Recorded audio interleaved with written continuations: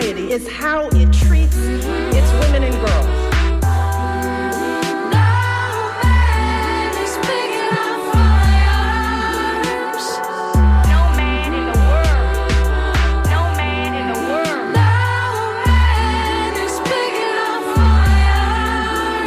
The measure of any society is how it treats its women and girls. We create The smart, powerful, creative, accomplished young women. We can fight. I'm here because of you. I'm here because girls like you inspire me. Buckle up, buttercups. It's another episode of Surly Voices on WMNF Tampa 88.5. This is our first show of the new year, 2025. My name is Liz, and joining me are my co-hosts, Donna and Maria. Donna, how are you? I'm well. Happy New Year. Maria, Happy New Year to you. Happy New Year. Happy New Year, ladies. So what are we talking about today? It looks like this bombing in Las Vegas and the mass truck killing in New Orleans may be related. So that's one thing that I've found out in the past couple minutes. It totally... I have no words. I have no words for either of these events, but particularly for the event in New Orleans. New Orleans, of course, is very close to my heart, and fortunately, I didn't have anybody injured in the attack, but that doesn't make the other folks' families feel any better, so... Anything. Well, I'm glad that you didn't have anybody hurt. I think that is horrible. I think, and I've been thinking about this, that we're either going to have one of the two. We're going to have a period of calm on that front, on the domestic terrorism front, or we're going to have pure chaos. And to that point, over the holidays, not a lot going on. I'm older, and so I don't, enjoy crowds. I sound like I'm a 100-year-old woman. And, I'm not 25, so I don't, necessarily take delight in going out and getting drunk. And so I was watching, some movies, thinking I would catch up on all of these great shows. And it occurred to me after watching Dune a little bit, and some of the cowboy Taylor Sheridan stuff, like Landman, that the American psyche is so chaotic. I was unsure if the American psyche is so chaotic and persona, like our persona as a nation, is so chaotic because of this type of entertainment, or that this entertainment is a reflection of what we are, because there was just so much death, so much beating, so many car chases, so many guns. Yeah. And I thought, gosh, we've been suckled on this stuff since we were children. Right. This is who we are. Yeah. I mean, well, when your country is founded upon, foreign invaders coming in and just setting up shop like, they own the place, there are, you kind of lend yourself as a country to that kind of programming, I think. The cowboys and all this kind of stuff. And it's like, okay, but yeah, you're right. For as long as they've had movies and television, it's been, dramas with guns and cowboys and stuff like that. So yeah, I think I see where you're coming from, and I think probably it's kind of a chicken and an egg thing. But there was mass killings. There's always been mass killings in our country, so we shouldn't pretend, I suppose, that this is something new. But it's still shocking nonetheless. So, what do you guys have on your agendas to talk about today? Well, a couple things. Madison is going to come by at 10:15 just for a few minutes. Okay. We'd like to have the opportunity to promote her appearance here with us, her talking here with us. So she's just going to come by, give them a preview of what we're going to talk about next week. We're going to try to do this much more structured so that people walk away really with an understanding of what it is and how they can participate. I'd like to talk about, beyond that, the Electoral College. There seems to be a movement underway, right? This is less depressing because everyone's getting bombarded with news about the terrorism in New Orleans. Mm-hmm. And the burning dump truck. Right. in front of Trump Towers in Vegas. And so people are getting bombarded with that. But this is something that's like cooking on the back burner. There's a movement that, and let me see, I got this, just listen to a Substack, and I got this information on Ralph Nader's podcast. Don't ask me. Chris Hedges fed right into Ralph Nader, so that's how I heard about it. I'm not just going looking for Ralph Nader. I was like, Ralph Nader's still alive? Dang. Yeah, still alive. He's still sharp too, though. So I worked for him once, but he brought this guy on. I think it was Steve Schneider, who was talking about a movement to get 270 electoral vote states worth of state to commit to only submitting their electors for the candidate that wins the popular vote in that state. And once they get to 270 states, because the states can choose, how they want to do it, then they will give those the same way that Nebraska did, right? Mm-hmm. But they're two little votes. that they would decide to only submit their votes to the person who wins the popular vote, which would essentially not abolish the Electoral College, but changes how they get the votes in. So, and that's something they hope to have done by 2028. And you probably won't hear anyone talking about that because it's not sensational and it's sort of a slow burn. Right. What about, because there have been movements underfoot about abolishing the Electoral College entirely because it's become a grotesquerie from what the founding fathers had envisioned, to create fairness throughout, and now it's just like, are you kidding me? But I don't know. I think that abolishing it entirely would require an act of Congress, right, and a constitutional amendment. In all likelihood, I'm unsure about that. So if anybody knows, give us a call and walk us through it. But this is a way that it subverts the way that it works, and some of the more grotesque aspects of the grotesquerie, if you will, by changing the way that it works so that it's more representative of the will of the people. Because these elections are going off without a plebiscite, right? Right. A declaration of the common will of the people. And there's just no way out of this. People are paying to play. It's very clear that Elon Musk bought his way. Holy cow, yes. Yeah, so that's grotesque, right? Because that was never the way this country was intended to work. But I would like to hear what Maria has to say about any of that. Maria, what have you to say about any of that? Where do I start? Let's go. Happy New Year. That was a lot. Yeah. I honestly think that I think the chicken came before the egg when it comes to what we consume with respect to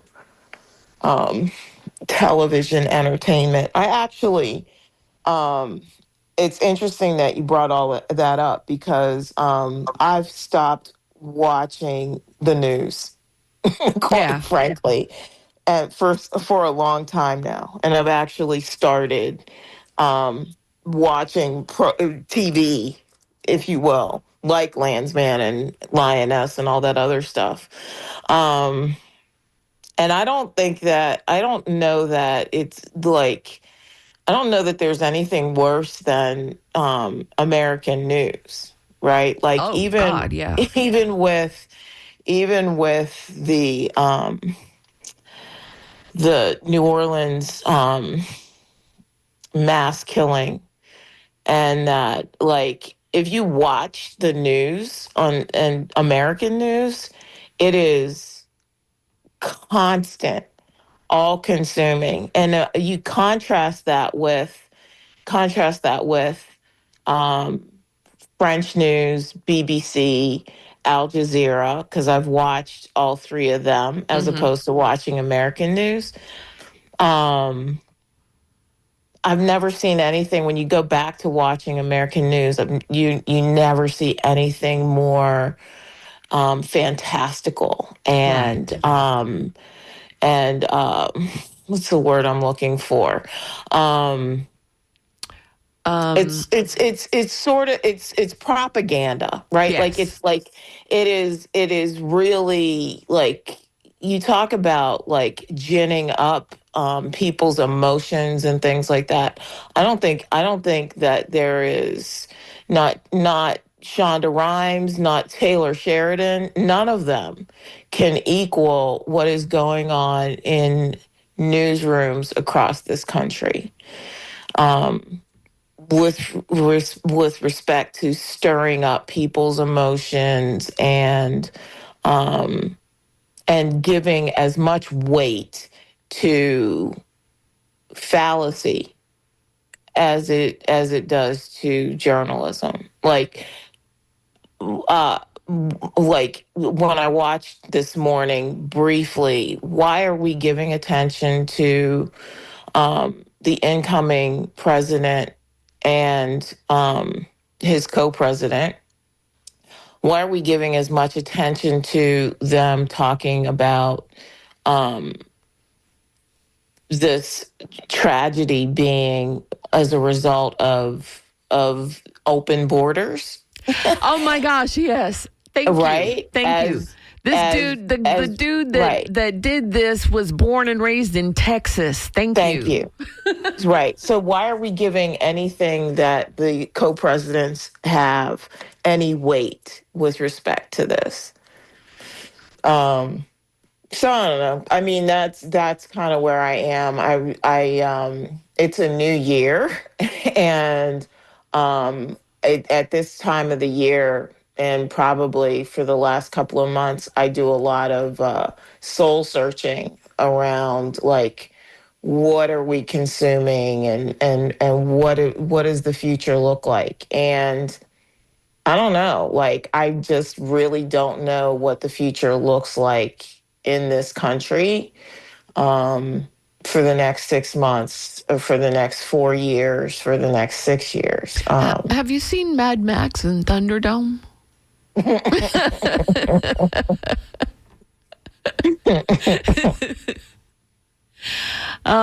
Okay, so Madison is joining us, Madison Page. We had her on last week, and she was telling us about mutual aid. Good morning, Madison. Good morning. Thanks for having me back. Absolutely. So tell us a little bit, Donna and Madison, tell us a little bit about what we're going to talk about next week. Well, I think the question that you asked earlier, just a few moments ago, about what's going to happen in this country is the big elephant in the room. Right. No pun intended, right? And we're all sort of like, what is this going to look like? On the one hand, we're all thinking, maybe it won't be as bad as we think. Maybe there'll be someone weird to step in. Maybe there'll be some shift in the matrix that makes it so that this guy doesn't do everything that he promised to do. And then on the other hand, we're like, but maybe it will be terrible. Maybe it really will be Mad Max in the Thunderdome. And I am of the mindset that you hope for the best and prepare for the worst. Right. So back in 2021, after the attempted coup, I conceptualized what do we do in the absence of government? What do we do in the absence of government, or worse, what do we do in the presence of a malevolent government? Mm-hmm. Now, as people of color, we are very familiar with that space. Mm-hmm. It's not new for us. We've been living under malevolent government and government systems that have never been arrayed to our benefit. So that's not a new concept for us, but it will be a new concept for most people in America. Right. And I wanted to devise an answer to that question. What do we do if the systems that we have come to rely on are no longer reliable? What do we do when we don't have an FDA or an EPA? What do we do when we don't have a CDC? Right. Or it's inoperable or not or dysfunctional, right? What do we do when we can't rely on the court systems? And all of those things led me to think about community, which really is not new at all. Mm-hmm. Actually, ancient. It's been the way we have survived and thrived for so long throughout history as human beings. And we've sort of lost sight in this industrial age of how we actually can reclaim our time and our dignity. Right. And that's when I thought about Free Life Nation. And I really wanted to create something that helped people to build community and to build relationships of trust, because that's how we stand in the gaps for each other when we have these relationships. And we have been put into an environment that has been engineered to keep us separate. Right. And isolated, right? So at some point we have to break that cycle. We have to break that. We have to get off that hamster wheel, Mm-hmm. and we have to figure out how do we break the system. And I hear people talk about general strikes and things like that, but that's not really realistic here in America. What we can do, though, is we can get to know our neighbors again. We can get to build relationships again, and we can reduce our need for the money that is the thing that represents our time. And once we do that, we have the power to break the system and to reclaim our lives.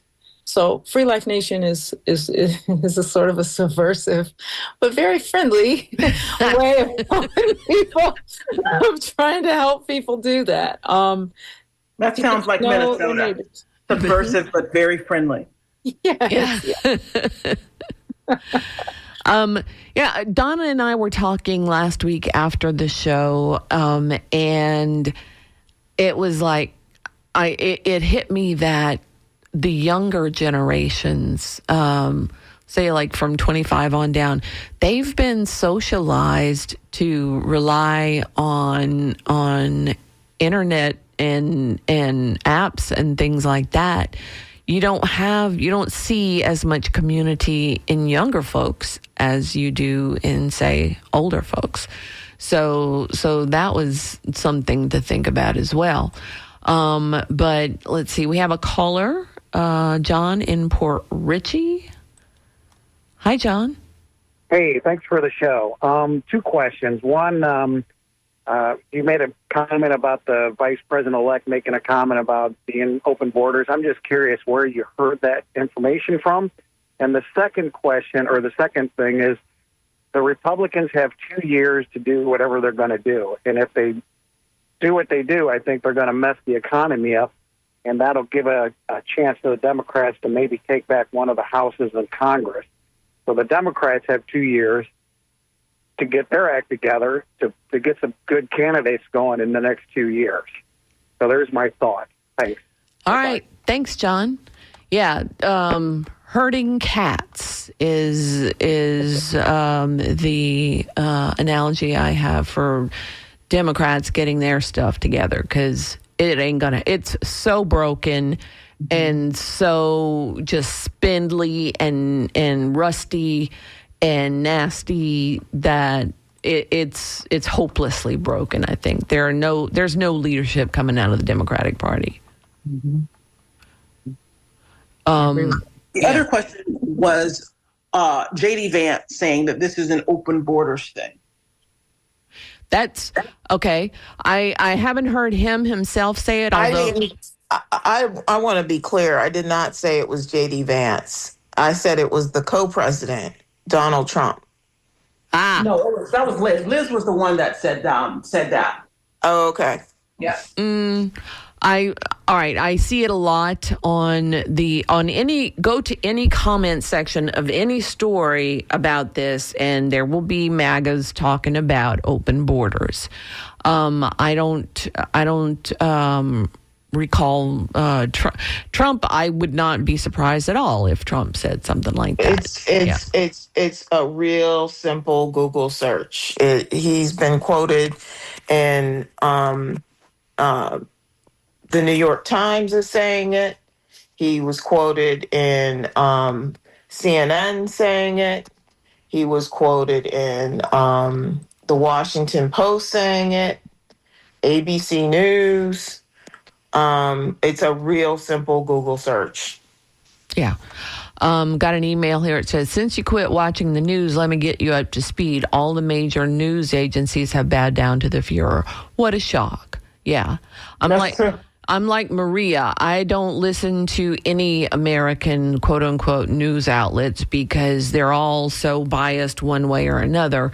So I get my news from either Al Jazeera or BBC, and yeah, it disgusts me what our entire country, and I mean, I can remember a time when it was like journalistic integrity was a thing, and now it seems to have gone down the toilet. Anyway, you're listening to Surly Voices on WMNF Tampa 88.5. Give us a call at 813-239-9663, or you can email to dj@wmnf.org. Happy New Year. Great show as always. Not to make light of the situation in Las Vegas, but I think it's an apt foretelling of what's coming. I've been calling it the Trumpster fire. I can get on board with that. Absolutely.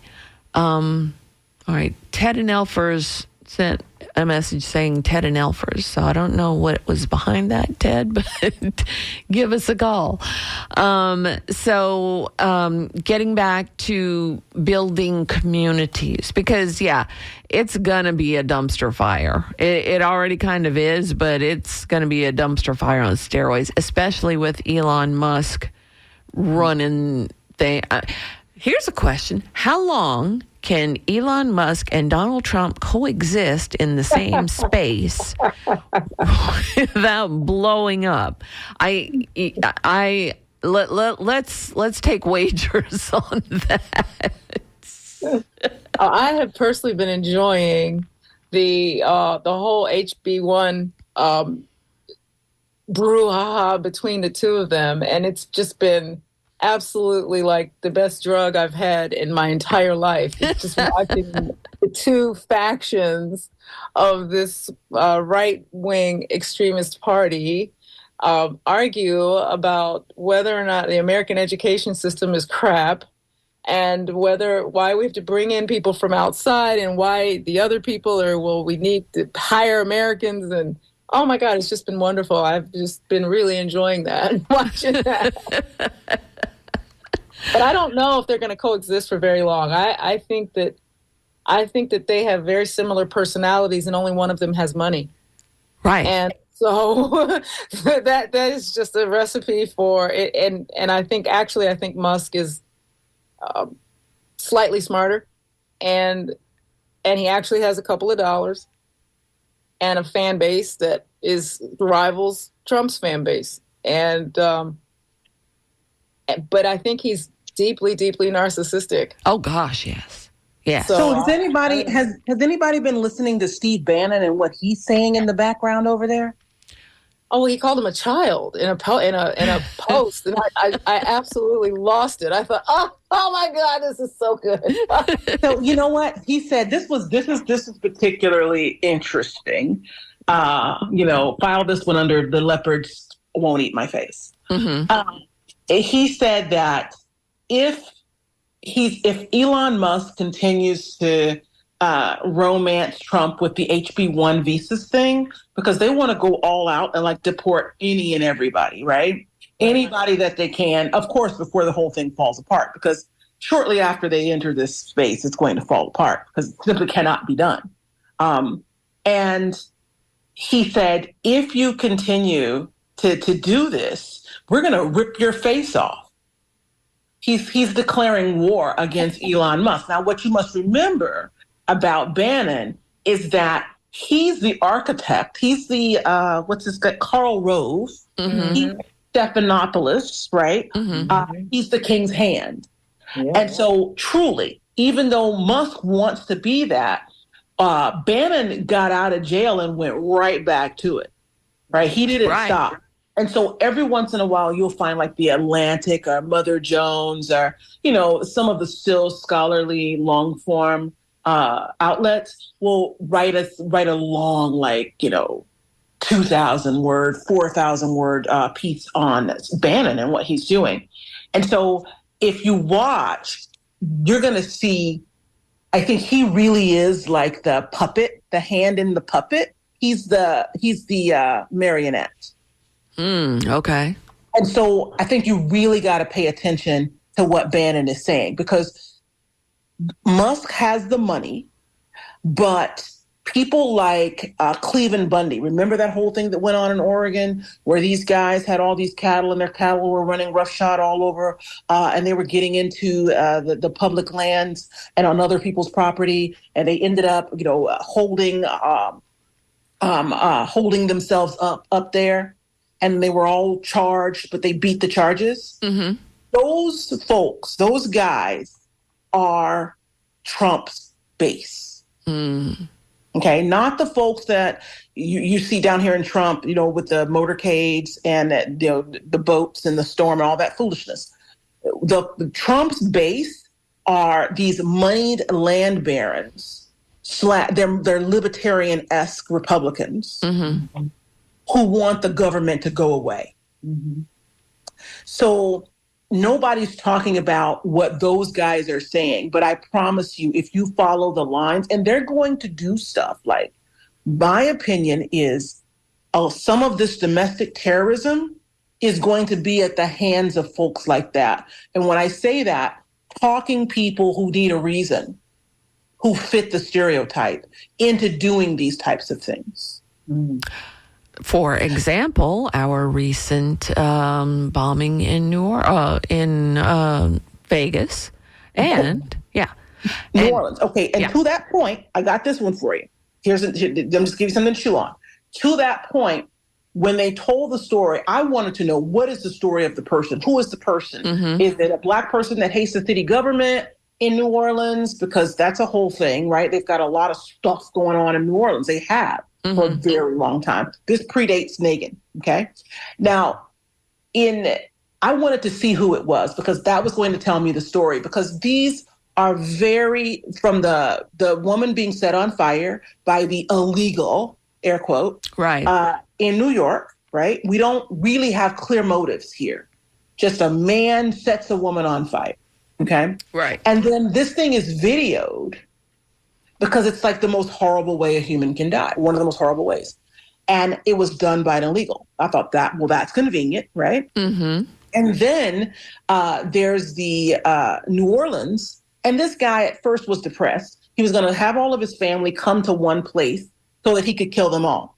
And he was like, you know what? No, I'll give meaning to my public suicide, and I'll take some people with me. You know what I'll actually do? And now, according to the feds, they have all of these voice recordings, also convenient, right? Like this is an assassination attempt note that was left down at Mar-a-Lago, right? Mar-a-Lago. He's saying, I was going to kill my family, change of plans, plot twist. I'm going to actually blow up some stuff, and I'm going to join ISIS, and then I'm going to do a thing. But then they said he was a depressed guy that changed his mind and wanted to infuse some purpose into this mass murder, but he didn't act alone. And so we got to postpone the Sugar Bowl and do extra stuff for the Super Bowl. It's too messy for me. Yeah. It's got question marks all over it. No doubt about it. Let's see. Got an email here building from John's comment about Democrats maybe getting one of the houses of Congress back in 2 years. Is it realistic that the Democrats will be able to win an election ever again? Not the way it's going. These crackpot reactionary extremists have now have both houses of Congress. You're in a better position to comment on the stranglehold they have on how many states in this country. So again, realistically, is it foolish to think the Democrats will structurally be allowed to win another meaningful election? I will turn to Donna and Maria for answers to this burning question. Well, I had a lot to say, Maria. You have a lot to say? No, I did. I said a lot already, so I'm going to sit this one out. She's Oh going to my pass God. to you. Yeah, I pass to mean, Maria. honestly, if we're gonna talk about Florida, I am not hopeful at all. No. I think that the one saving grace of climate change would be for it to swallow this entire peninsula back into the ocean, and just like I think the Democratic Party in Florida is feckless at best, and it's a disgrace because Feckless and hapless, I would say. I mean, Apples is good too. Yeah, I like it. it just makes my head hurt this early in the morning just to even think about, like, there's not going to be an effective Democratic Party in the state of Florida for the foreseeable future. But on the other hand, if we're going to talk about the rest of the country and talk about the DNC, I feel like this is what people said about the Republican Party when Barack Obama won in 2008. And so if Democrats in the country could stay focused and exercise as much discipline and these are huge qualifiers, because these are the things that Democrats don't do at best. Stay focused, exercise some discipline. They might prevail. But I mean, you got to, when you contrast it with the Republican Party has been doing this since the 50s. They have been, their eye was on the prize. And then they just their foot hit the gas after the Voting Rights Act was passed. They've not deterred from their plan. Democrats can't stay focused one election cycle after the next. So. Right. It's like the old Aesop's fable about the ant and the grasshopper. Yeah. Oh, it's interesting that you say that, because we don't even have a strategic plan. So what are we supposed to be focused on? It's like we don't have a strategic blueprint for what we're supposed to be doing. And I'll just briefly mention that back in 2019, 2020, I was pushing my 5-point power acquisition strategy for American Left in my book called Punching Nazis, the plan to end the Republican Party. And I did have a strategic plan. And part of my gripe at that time was that we don't have a strategy. Right. Our strategy is just, we're all tactical. Oh, it's election time. Let's do the election thing. Mm-hmm. And it's like, well, but that's not a strategy. That's a tactic. And it's not successful because you're not feeding into a strategy. So we have all of these verticals and we've got all of these people doing all of these things, and none of it is feeding a broader strategy. And that's why we're not successful. And I actually did. In that book, the book was a result of deconstructing what the right has been doing since the 50s and repurposing it for our culture on the left. That was literally what the book was about. Because a blueprint to say, this is what we need to be doing, and this is how we need to be doing it. This is how they did it. This is what we need to do. Why? We don't have to reinvent anything. Mm-hmm. Right, because they've proven they've themselves. already done It works. Right, What they do works. We just aren't doing it. And part of the reason we're not doing it is because I don't know why. Because there's people I'm here in D.C. I don't know. There's people in that building that are making a lot of money, and I don't know what they're getting paid to do. Right. They're getting paid to go along to get along, and not make too many waves. But, Donna and I talk about this a lot. Like, how many unqualified but like overconfident people do you have sitting in that building? Right? Yeah, all of them, pretty much. And right? But they know people that got them there. Exactly. Right? But they're not there based on past performance, because if they were based on past performance, they'd all be tossed out on their butt. Right. Exactly. Which is a huge difference between us and the right. If you are unsuccessful, they pretty much toss you out. Yeah, they don't keep messing with you if you're a loser. They will elect a talk show or a reality show TV star over dudes who've had tons and tons of governmental experience, because that's who the people chose. They will not. There's no Mayo Pete's up in the Republican rafters. Let's talk to Charles in Tampa. Hi, Charles. Hello. Thanks for taking the call. Sure. I wanted to chime in on the discussion you're having right now. I'm curious as to what levers the incoming administration has at their disposal to pull to systematically and structurally prevent Democrats from being able to ever accumulate enough votes to win a meaningful presence in our government. And I'm not talking about the historical and ongoing incompetence of the party and the lack of focus. It's a matter of, like in Florida, the Republicans got a supermajority. So now there is, as was said, no foreseeable possibility to have a Democratic presence in this state. So again, as a nation, how close are we to them pulling the levers to basically just make it a one-party system? Awesome. Thanks so much for calling, Charles. Let's see. Maria, you want to field this one? I mean, we're already there, right? Yeah. Like, as long as, and Florida is the third largest state in the country, right? Mm-hmm. And we grow every day. And as long as we are not playing ball in Florida, and we basically conceded Florida to the Republicans as a party, it's a wrap. It's already a wrap. Right.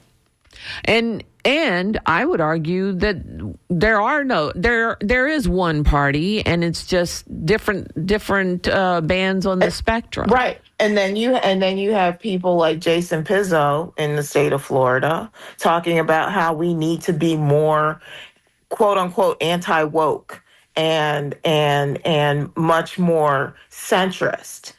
Well, I'm sorry. Like, no. Yeah. That is not the answer. It's like, if you guys get out of your bubble long enough to talk to people in community and find out why they're not voting at all.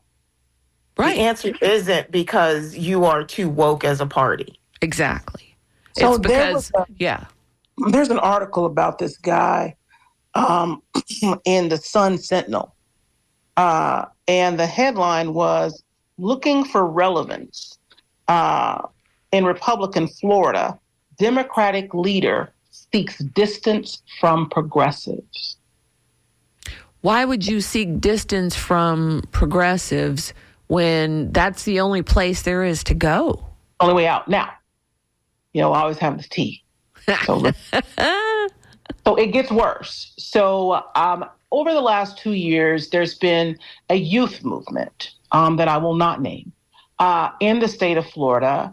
And it's been run by people in their late teens to early 20s. And one young man in particular in his early 20s. And I don't have anything against someone who is capable, who has, been around and done some stuff, not just getting media and using words, right? But actually doing things. Yes. Coming into the space and asking for a position. And so here we have this young kid. His first name is Jaden, right? And he is seeking to be the vice chair of the party. And doesn't really understand the party, doesn't really understand party politics, is being pushed by this Jason Pizzo. Right? And so the kid doesn't know that he's being used, right?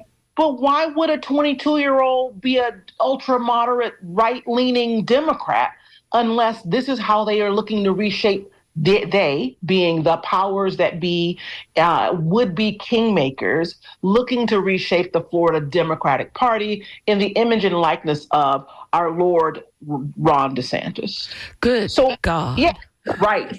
And so while we're watching, I know it's important. We want to know what happened, especially if you have loved ones in the region. It's terrifying. But while we're focused on these other things, if they can cement right-leaning power, and these recent changes in party by some of our state representatives, Hillary Castle changed from Democrat to Republican. This woman ran unopposed and took Democrat money to do that, changed parties, to which Trump thanked her personally on Twitter for the light. Yeah. Now, all this stuff is happening, right? Like when you're reading that mainstream news that Maria has sworn off, this is the stuff that you're missing.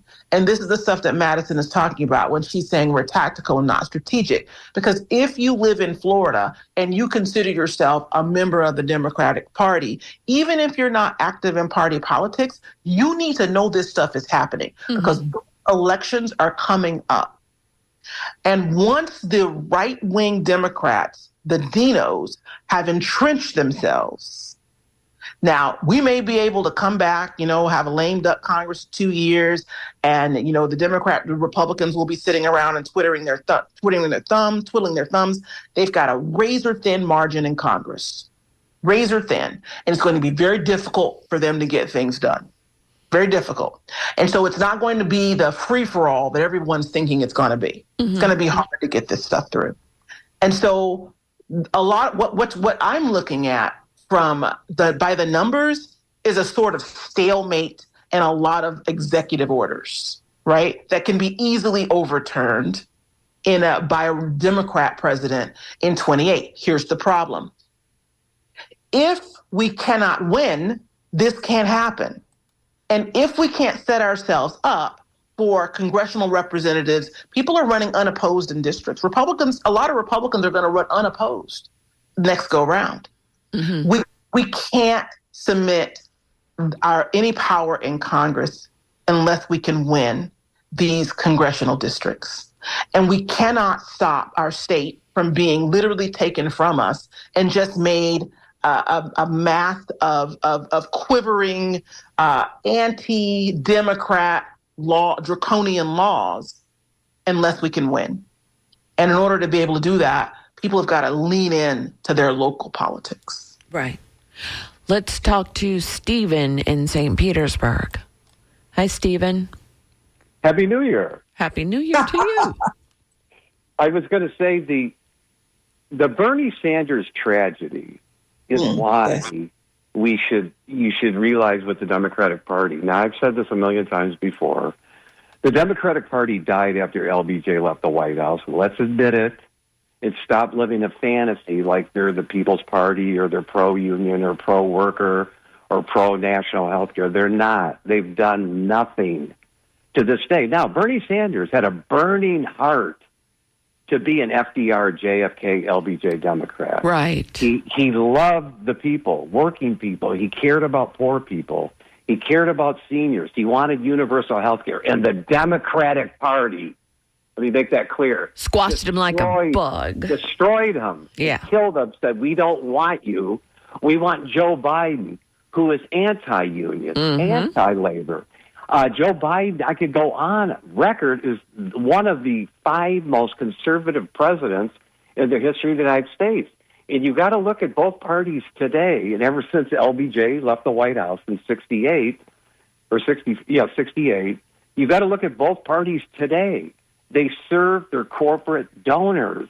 It doesn't matter who you vote for. And see, when you go back to Sanders, I saw that. And most of the people that were supporting Bernie Sanders voted for Donald Trump against Hillary Clinton because Trump, when you looked on paper, was the more liberal candidate than Hillary Clinton, who was a Goldwater Republican. She even admitted it. Hillary Clinton used to quote Reagan. Barack Obama never quoted FDR. He'd always quote Reagan. And see, understand this. Both parties today are ruled by Reaganism. However, there's a small fight out there that unions are starting to get strong. And Joe Biden was a union buster. He busted the railroad strike. He busted the offshore strike up there in New York. And see, the whole idea that we're at right now is there's nothing. And looking at Trump, all you can do is people roll the dice with Trump, and hopefully, somehow, in some way, because Trump is not a conservative, and that's a good thing. And the ruling elite hate him, and that's a good thing. If Dick Cheney hates you, there's got to be something good in you. So and it's true. It's true. So all I'm saying is all we can do by the grace of God is hopefully that Trump ends the stupid war in Ukraine that Joe Biden started and maybe does some good things. That's all we can do is pray that Trump does some good things. All He goes back to North Korea. He goes back to Cuba. Makes peace with them. Thank you. Thanks, so much. Stephen. Happy New Year. Happy New Year. I just wanted to go back to this thing in Florida for a second, right? Like this conservative push by Democrats is also rooted in what the caller was talking about, essentially as the death rails of decaying capitalism, right? And you have a lot of pushback around also the browning of America. You have a lot of people pushing a more conservative agenda because as we evolve as a country, we are becoming much more multiracial. We are becoming much more global majority. And it is a problem for the traditional ruling class. Like, think about it. For the first time in America's history, you have more than one Black woman in the Senate right now. And how crazy is that it's taken this long? Right. Let's talk to Mike in Sarasota. Hi, Mike. Good morning. Thanks for taking my call. Sure. I wanted to respond to your initial request about comments on the Las Vegas, the New Orleans massacre.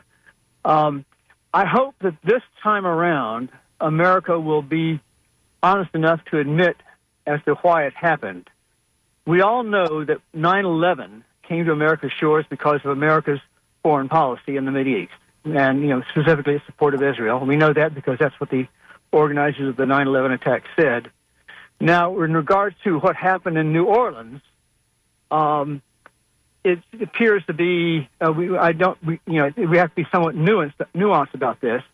There appears to be an ISIS component on this. So, is this a reaction to American policy in Gaza or Syria or whatever? But either way, again, it's a reaction to American foreign policy in the Mideast. Now, the sad thing is that after 9/11, America was not honest. We had George Bush saying that, they attacked us because they hate our freedoms. And they tried to do anything they could to avoid admitting that 9/11 was due to American foreign policies in the Mideast. In this case, I'm sure they're going to try and do the same thing, but hopefully others will be there, and the American public will be able to realize that this is a reaction to our foreign policy. Thanks so much for calling, Mike. Thank you. You're welcome. Bye-bye. Bye-bye. I don't necessarily agree with him. I think number one, it's too early in the game to call motives and things like that. The thing that struck me is, why would you have an ISIS flag on the truck? That seems like overkill. No pun intended. Let's talk to Remy in Lakeland. Hi, Remy. Hey, good morning. Thanks for taking my call. Sure. Hope everyone's well. I just wanted to kind of speak a moment of peace and kind of something uplifting for the new year. And by the way, the caller that said the Ukraine war was started by Biden, it's not true. I mean, you have 1 minute. You have 1 minute, Remy. Yeah, technically Boris Johnson went over and consulted with Vladimir Zelensky and told him to go against the Minsk agreements. But that aside, let's all have an open mind for the new year. Let's all try to think positive. We get trapped on one side or the other with the two-party system. But, the assassination attempt may have changed Trump in some way. It seems like he's a little bit toned it down a tiny bit. Let us go with that and hope for the new year. Let's hope for peace. Let's hope for world peace. Let's sit together and talk about our differences. The two-party system makes that hard sometimes, but remember, let's all just be as positive as we can going into this new year. Happy New Year to everyone, and be safe. All right, thanks, Remy. Bye-bye. Thank you. All right, Angela in Tampa. Hi, Angela. Good morning. This is your president for the Hillsborough County Democratic Black Caucus, and I represent 100,000 Black Democrats. Uh-huh. And we proudly support Nikki Fried. We think that she has been an awesome president for the state of Florida, Democratic Party. I don't know who Jaden is, but we're expecting that Nikki Fried will be our current and next president. We're talking about the vice chair. Thank you, Angela, for calling in. You guys, let's finish with, we're done with callers today so that we can round this thing off nicely. Thank you, Ms. Birdsong. Last words. Let's start with Madison. Well, I think that when we think about where we're moving, I think we have to think on both angles. We have to think politically, and particularly in our local and state community, in our state politics. But we also have to work on the side of community. So we're providing these things for each other. We're building relationships on one side, and we're staying abreast of what's happening politically on the other. I think that's very important. All Dr. right. Cole. Dr. Cole. Where'd she go? I'm right here. I'm okay. sorry.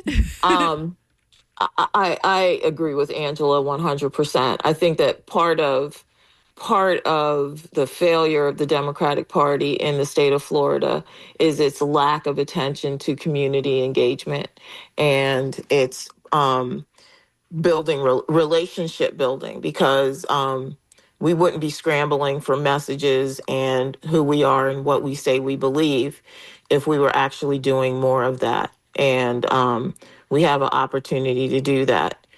And we should be leaning into that as well. All right. That brings us to Donna. Yeah, I think that I hope Ken Martin, who I expect to run for the chair of the DNC. And speaking of chairs, we're well aware that Nikki Fried is the chair. We were talking about Jaden for vice chair, two separate positions, Ms. Birdsong. Just want to make that clear. And what I hope is that if we can get sensible, successful leadership at the DNC level, we may be able to turn the ship around. But the best predictor of future behavior is past behavior. Mm-hmm. And I am not as hopeful as our last caller. And with that, we will wrap it up. Frank has given me the finger, so it's time to go. Please join us next week on Surly Voices on WMNF Tampa 88.5.